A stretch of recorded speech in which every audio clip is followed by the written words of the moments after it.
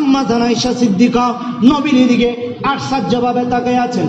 আম্মা জান আয়েশা সিদ্দিকা কয়, আমি সুতা কাটছি, নবী সেলাই করছেন। আম্মা জান আয়েশা সিদ্দিকা নবীর দিকে বড় বড় চোখ করে আশ্চর্যভাবে তাকিয়ে আছে। আমার নবী রিপিট প্রশ্ন করলেন, হে আয়েশা, তোমাদের মসজিদের খুতবা। আম্মা জান আয়েশা সিদ্দিকা কয়, হে আয়েশা, তুমি কেন চোখগুলো বড় বড় করে আমার দিকে তাকিয়ে আছো, আমার দিকে তাকিয়ে আছো? তুমি কি আগে কখনো কোনোদিন দেখো নাই? আম্মা জান আয়েশা সিদ্দিকা কয়, নবী গো, আমি তো আগে আপনাকে দেখেছি। আপনার গাম মোবারক শরীর থেকে, যে জেসেম মোবারক থেকে গাম মোবারক গুলো জোরে জোরে জমিনের মধ্যে পড়ে। এই ঘাম মোবারক শরীর থেকে টপ টপ করে জমিনের মধ্যে পড়ে। আমি তা দেখে আশ্চর্য। সুবহানাল্লাহ বলেন। আমার নবী বলে, আয়েশা, গাম জড়বে শরীর থেকে, গাম জড়ে, সবারই তো গাম জড়ে। হে আয়েশা, আমার গাম মোবারক জমিনের মধ্যে পড়ে, এতে আশ্চর্যের কি আছে? আম্মা জান আয়েশা সিদ্দিকা কয়, নবী গো, নবী গো, নবী গো, ও নবী, গাম মোবারক সবার শরীর থেকে ঝরে, আজকে আপনার শরীর মোবারকের দিকে একটু আশ্চর্যভাবে খেয়াল কেন? কারণ আপনার শরীর মোবারক থেকে প্রত্যেকটা ফোঁটা গাম মোবারক ঝরছে। আর আশ্চর্য জিনিস দেখছি। কেমন জিনিস দেখছো? কেমন জিনিস দেখছো? আম্মা জান আয়েশা সিদ্দিকা কয়, নবী গো, যেটা শরীর থেকে আলাদা হয়, শরীর থেকে যখন গাম টাম সরে জমিনের মধ্যে আলাদা হয়, ও নবী, কেমন নবী, শরীর থেকে গামটা আলাদা হওয়ার সঙ্গে সঙ্গে ঝিলমিল করে, ঝকমক করে, ওই ঘাম ঝিলমিল করে করে জমিনের মধ্যে পড়ে। আমার নবী কেমন নবী? কয় ঘাম শরীর থেকে আলাদা হয়। শরীর থেকে কি হয়? যে ঘাম আমার রাসূলের ঘাম মুবারক শরীর থেকে আলাদা হচ্ছে। আম্মা জান আয়েশা সিদ্দিকা কয়, এমন ঘাম, এই জন্য আশ্চর্য, এটা তো জলবল করছে। সুবহানাল্লাহ। আয়েশা, এটা দেখে তুমি এতটাই আশ্চর্য?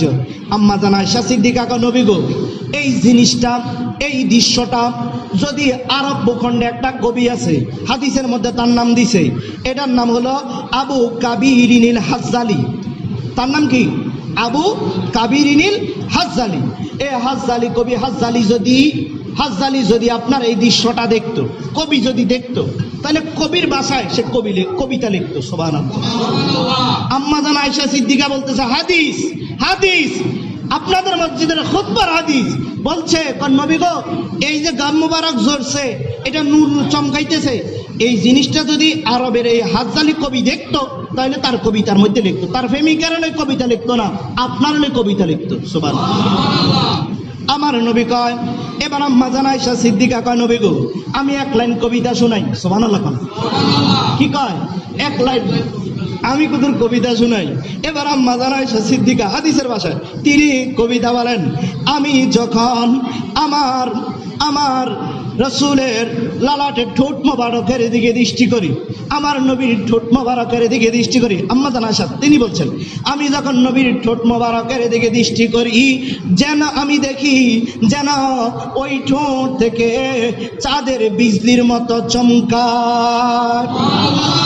আম্মা জান আয়েশা সিদ্দিকা নবীরে কবিতা শোনায়। নবী গো, আমি যখন আমার প্রিয় মানুষটার দিকে তাকাই, আমি দেখি তার ঠোঁট মোবারক থেকে ওই চাঁদের মতো ঝিলমিল ঝিলমিল ঠোঁট থেকে চমকা। এই কথাটা আম্মা জান আয়েশা সিদ্দিকা যখন আমার নবীরে দিলেন, এবার আম্মা জান আয়েশা সিদ্দিকা হাদিসের মধ্যে কয়, আমার নবী হাতের মধ্যে কাজ করতেছিলেন, জুতাটা সেলাই করতেছেন।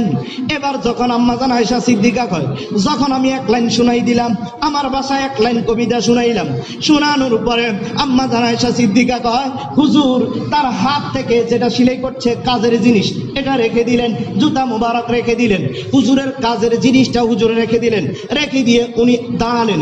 দাঁড়ানোর পরে আমার কাছে আসলেন। আসার পরে আম্মা জান আয়েশা সিদ্দিকা রাদিয়াল্লাহু তাআলা তিনি বলেন হাদিসের ভাষায়, হুজুর আমার ঠোঁট মোবারকের মধ্যে চুম্বন দিয়েছেন। সুবহানাল্লাহ বলেন। আম্মা জান আয়েশা সিদ্দিকা কয়, আমার নবী আমার ঠোঁট মোবারকের মধ্যে কি দিলেন? চুম্বন দিলেন। চুম্বন দেওয়ার পরে আমার নবী এবার আমাকে বলছেন, আমার নবী, আম্মা জান আয়েশা সিদ্দিকা বলেন, আমার নবী আমাকে বলছেন, হে আয়েশা, তুমি শোনো, তুমি যে কথাগুলো বলেছ, আমি নবী এত খুশি হয়েছি। হে আয়েশা, আল্লাহ তোমাকে উত্তম নিয়ামত দান করুন। মুসল্লিরা রে, আম্মা জান আয়েশা সিদ্দিকা নবীর প্রশংসা করেছে, ঠিক না? ইনি নবীর প্রশংসা করেছেন, আমার নবী ওনার জন্য দোয়া করলেন, আয়েশা তোমার জন্য আল্লাহ উত্তম যাজা দান করো। আমি এত খুশি হয়েছি, আমি নবী এত খুশি হলাম, আমি ব্যক্ত করতে পারবো না। আর আমি যদি নবীর প্রশংসা করি, তোমার কেন জ্বলে? কেন জ্বলে? তোমাদের মসজিদের খুতবা আমি হুজুরে বলছি, হুজুর নামাই দেন এটারে খুতবা, এটারে হটতে হটতে তোমরা খতিব সাহেবেরা এটারে কি ইচ্ছে দেখছেন নি? এটারে কি ইচ্ছে দেখছেন নি? মানে এটারে শেষ করি গেলে যে হটতে হটতে এই হাদিস আপনারা শুনছেন কিনা আমি জানি না। এই কথাটা এই জন্য বলছি, কোরআন এবং হাদিসের বাহিরে কথা বলার শক্তি আমার নাই। খুতবার মধ্যে যা আছে আলোচনা তাই শুনিয়েছি, এই জন্য মনে কষ্ট নিবেন না, কথাগুলো একটু রাগ হয়ে যায়। আমার কথা হলো কোরআন হাদিসের বাহিরে তো কথা বলি না, বলি কেন বলবেন বেদাত? এ কথা বলার তো সুযোগ নাই। কোরআন আর হাদিস থেকে যা পেয়েছি তা তোমাদেরকে